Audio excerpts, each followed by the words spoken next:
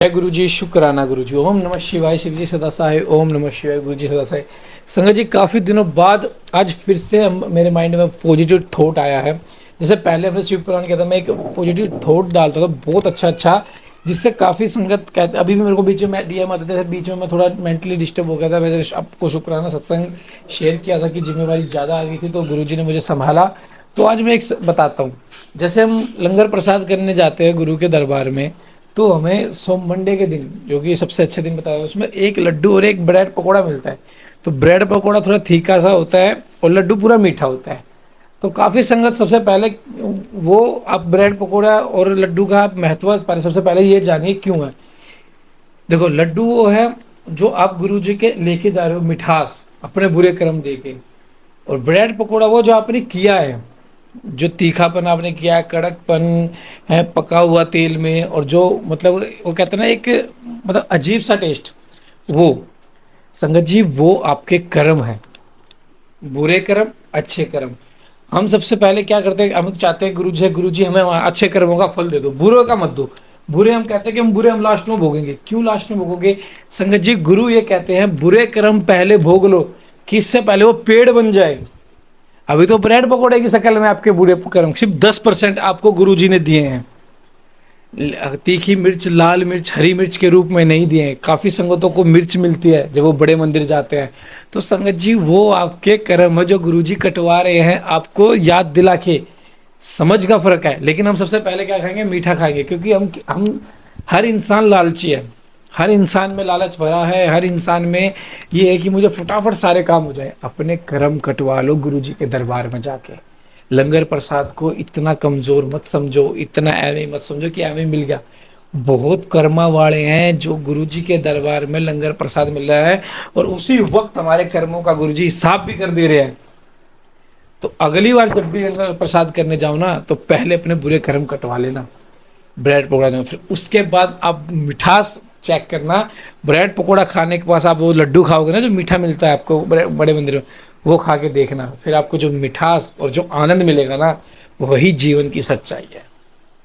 तो संगत जी, आइए पाठ को शुरू करते हैं। गुरु मंत्र जाप के साथ। ओम नमः शिवाय। शिव जी सदा साय। ओम नमः शिवाय। गुरु जी सदा साय।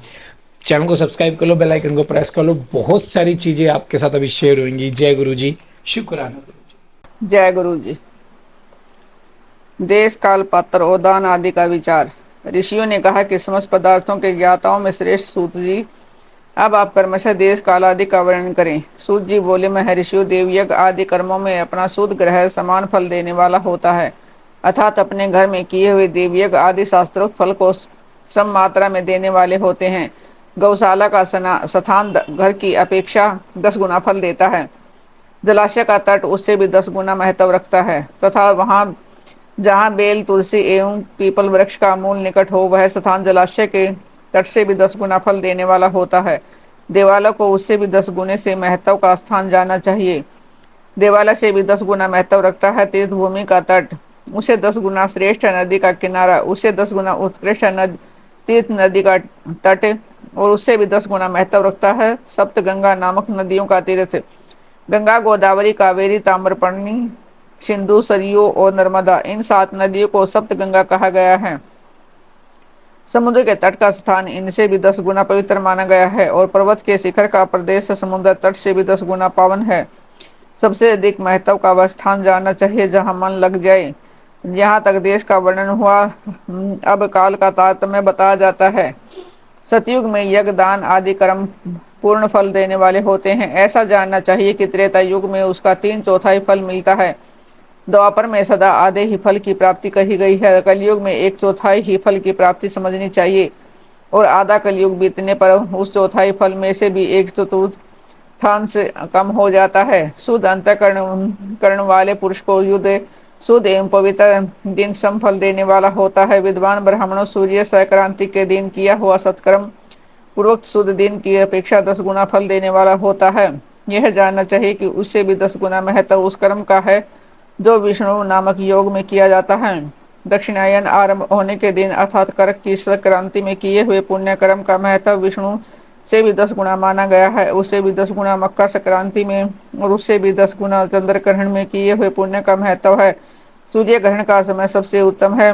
उसमें किए गए पुण्य कर्म का फल चंद्र ग्रहण से भी अधिक और पूर्ण मात्रा में होता है।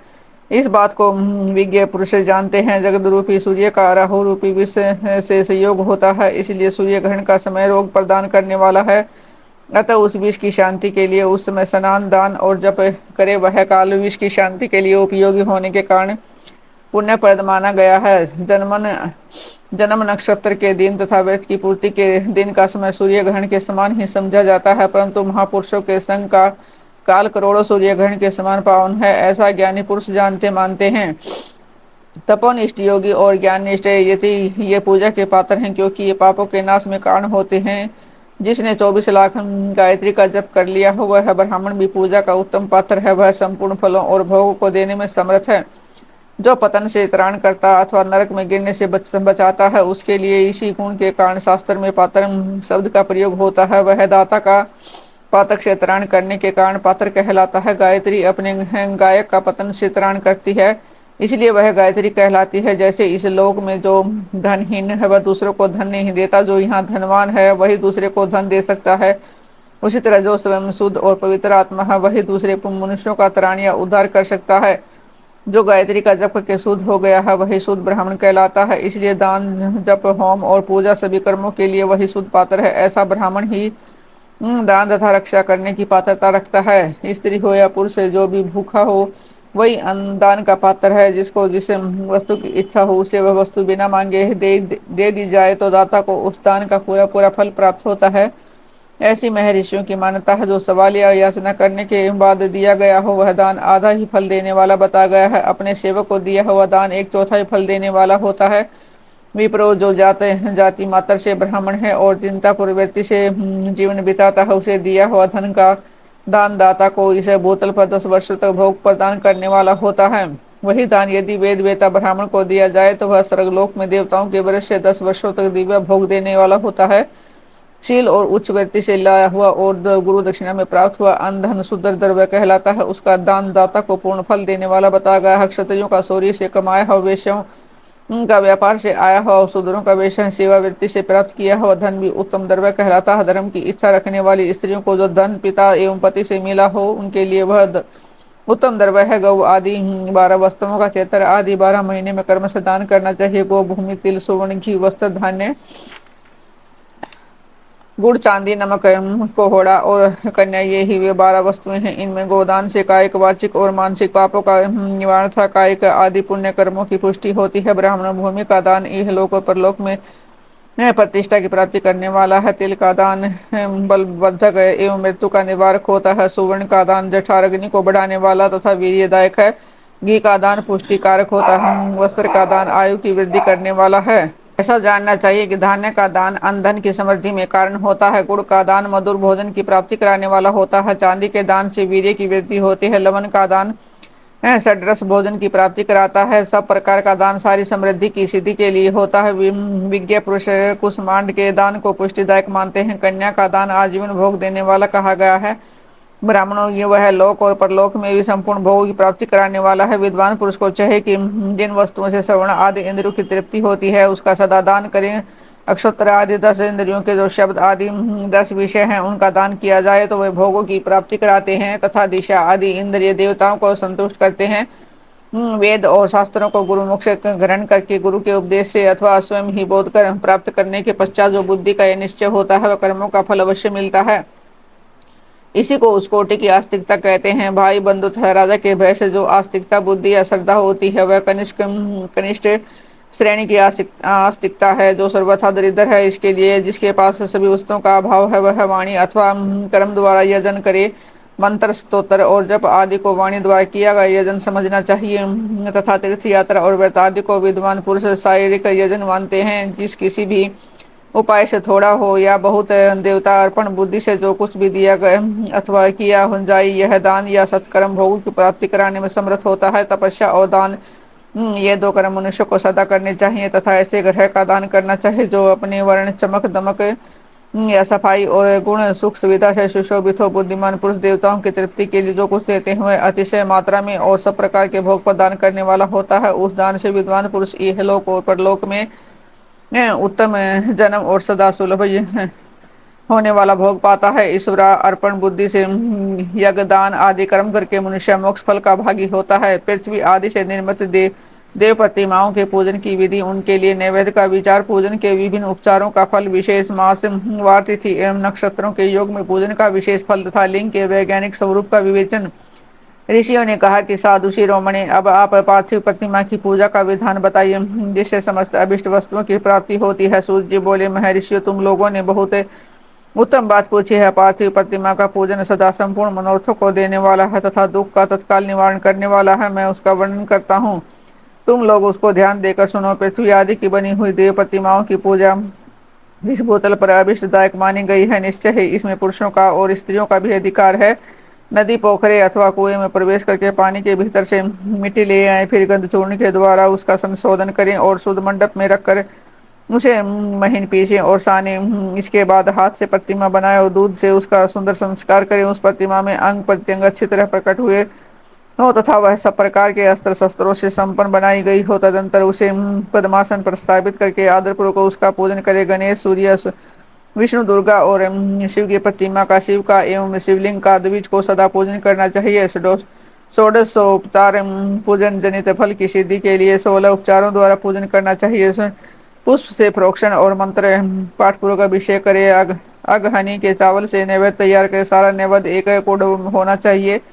घर में पार्थिव पूजन के लिए कोडव और बाहर किसी मनुष्य द्वारा स्थापित शिवलिंग के पूजन के लिए एक शेर भर नैवेद्य तैयार करना आवश्यक है। ऐसा जानना चाहिए, देवताओं द्वारा स्थापित शिवलिंग के लिए 3 शेर नैवेद्य स्थापित करना उचित है और स्वयं प्रकट हुए स्वयं भूलिंग के लिए 5 शेर। ऐसा करने पर पूर्ण फल की प्राप्ति समझनी चाहिए। इस प्रकार सहस्र बार पूजा करने से द्विज सत्यलोक को प्राप्त कर लेता है।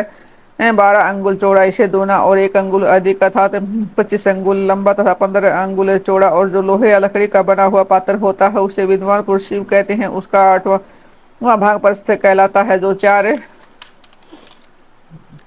कुड़व के बराबर माना गया है। मनुष्य द्वारा स्थापित शिवलिंग के लिए 10 प्रस्थ, ऋषियों द्वारा स्थापित शिवलिंग के लिए 100 प्रस्थ और स्वयंभू शिवलिंग के लिए 1 सहस्त्र प्रस्थ नैवेद्य निवेदन किया जाए तथा जल, तेल आदि एवं गंधर्वों की भी यथा योग्य मात्रा रखी जाए तो उन शिवलिंगों की महापूजा बताई जाती है। देवता का अभिषेक करने से आत्म शुद्धि होती है, गंध से पुण्य की प्राप्ति होती है, नैवेद्य लगाने से आयु बढ़ती और तृप्ति होती है, धूप निवेदन करने से धन की प्राप्ति होती है, दीप दिखाने से ज्ञान का उदय होता है और तांबूल समर्पण करने से भोग की उपलब्धि होती है। इसलिए स्नान आदि 6 उपचारों को यत्न पूर्वक अर्पित करें। नमस्कार और जप, ये दोनों संपूर्ण अभीष्ट फल को देने वाले हैं। इसलिए भोग और मोक्ष की इच्छा रखने वाले भोगों को लोगों को पूजा के अंत में सदा ही जप और नमस्कार करने चाहिए। मनुष्य को चाहिए कि वह सदा सबसे पहले मन से पूजा करके फिर उन उपचारों से करे। देवताओं की पूजा से उन देवताओं के लोकों की प्राप्ति होती है तथा उनके अवान्तर लोक में भी यथेष्ट भोग की वस्तुएं उपलब्ध होती हैं। अब मैं देव पूजा से प्राप्त होने वाले विशेष फलों का वर्णन करता हूँ। देवी, जो तुम लोग श्रद्धापूर्वक सुनो। विघ्नराज गणेश जी की पूजा से भूलोक में उत्तम अभिष्ट वस्तु की प्राप्ति होती है। शुक्रवार को, श्रावण को और भाद्रपद मास को शुक्ल पक्ष की चतुर्थी को और पौष मास में शतभिषा नक्षत्र के आने पर विधि पूर्वक गणेश जी की पूजा करनी चाहिए। 100 या सहस्त्र दिनों में भी 100 या सहस्त्र बार पूजा करें। देवता और अग्नि में श्राद्ध रखते हुए श्रद्धा रखते हुए किया जाने वाला उसका नित्य पूजन मनुष्य को पुत्र एवं अभिष्ट वस्तु प्रदान करता है। वह समस्त पापों का अंशमन तथा भिन्न भिन्न दुष्कर्मों का विनाश करने वाला है। विभिन्न वारों में भी की हुई शिव आदि की पूजा को आत्मशुद्धि प्रदान करने वाले समझना चाहिए। वार या दिन, तिथि, नक्षत्र और योगों का आधार है, समस्त कामनाओं को देने वाला है, उसमें वृद्धि और अक्षय नहीं होता, इसलिए उसे पूर्ण ब्रह्म स्वरूप मानना चाहिए। सूर्योदय काल से लेकर सूर्योदय काल आने तक एक बार की स्थिति मानी गई है जो ब्राह्मण आदि सभी वर्णों के कर्मों का आधार है। विहित तिथि के पूर्व भाग में की हुई देव पूजा मनुष्य को पूर्ण भोग प्रदान करने वाली होती है। यदि मध्याह्न के बाद तिथि का आरंभ होता है तो रात्रि युक्त तिथि का पूर्व भाग पितरों के श्राद्ध आदि कर्म के लिए उत्तम बताया जाता है। ऐसी तिथि का प्रभाग ही दिन से युक्त होता है, अतः वही देव कर्म के लिए प्रस्तुत माना गया है। यदि मध्याह्न काल तक तिथि रहे तो उदयव्यापिनी तिथि को ही देव कार्य में ग्रहण करना चाहिए। इसी तरह शुभ तिथि एवं नक्षत्र आदि ही देव कार्य में ग्रहाय होते हैं। वार आदि का भली भांति विचार करके पूजा और जप आदि करने चाहिए। वेदों में पूजा शब्द के अर्थ की इस प्रकार योजना की गई है। पूजा रीते अनेन इति पूजा, यह पूजा शब्द की व्युत्पत्ति है। पू का अर्थ भोग और फल की सिद्धि। इस वह जिस कर्म से संपन्न होती है उसका नाम पूजा है। मनोवांछित वस्तु तथा ज्ञान, ये ही अभिष्ट वस्तुएं हैं। सकाम भाव भावालय को अभिष्ट भोग उपेक्षित होता है और निष्काम भावालय को अर्थ है पारमार्थिक ज्ञान। ये दोनों ही पूजा शब्द की अर्थ हैं जिनकी योजना करने से पूजा शब्द की सार्थकता है। इस प्रकार लोक और वेद में पूजा शब्द का अर्थ विख्यात है। नित्य और नैमित्तिक कर्म कालांतर में फल देते हैं, किंतु काम्य कर्म का यदि भली भांति अनुष्ठान किया हुआ हो तो वह तत्काल फल होता है। प्रतिदिन एक पक्ष, एक मास और एक वर्ष तक लगातार पूजन करने से उन कर्मों के फल की प्राप्ति होती है और उनसे वैसे ही पापों का कर्म साक्ष्य होता है। प्रत्येक मास के कृष्ण पक्ष की चतुर्थी तिथि को वही महागणपति की पूजा एक पक्ष के पापों का नाश करने वाली है और एक पक्ष तक उत्तम भोग रूपी फल देने वाली है। चतुर्मास में चतुर्थी को की हुई पूजा एक मास तक की हुई पूजन का फल देने वाली होती है। और जब सूर्य सिंह राशि पर स्थित हो तब उस समय भाद्रपद मास की चतुर्थी को गणेश जी की पूजा एक वर्ष तक मनोवांछित भोग प्रदान करने वाली है। ऐसा जानना चाहिए कि श्रावण मास के रविवार को हस्त नक्षत्र से युक्त सप्तमी तिथि को तथा माघ शुक्ल सप्तमी को भगवान सूर्य का पूजन करना चाहिए। ज्येष्ठ तथा भाद्रपद के मासों के बुधवार को श्रवण नक्षत्र से युक्त द्वादशी तिथि को अतः केवल द्वादशी को भी किया गया। भगवान विष्णु का पूजन अभिष्ट संपत्ति को देने वाला माना गया है। श्रावण मास में की जाने वाली श्री हरि की पूजा अभिष्ट मनोरथ और आरोग्य प्रदान करने वाली है। अंगों तथा एवं उपकरणों सहित पूर्वोक्त गौ आदि 12 वस्तुओं का दान करने से जिस फल की प्राप्ति होती है उसी को द्वादशी तिथि में आराधना द्वारा श्री विष्णु की तृप्ति करके मनुष्य प्राप्त कर लेता है। जो द्वादशी तिथि को भगवान विष्णु के 12 नामों द्वारा 12 ब्राह्मणों का षोडशोपचार पूजन करता है वह उसकी प्रसन्नता प्राप्त कर लेता है। इसी प्रकार संपूर्ण देवताओं के विभिन्न 12 नामों द्वारा किया हुआ 12 ब्राह्मणों का पूजन उन देवताओं को प्रसन्न करने वाला होता है।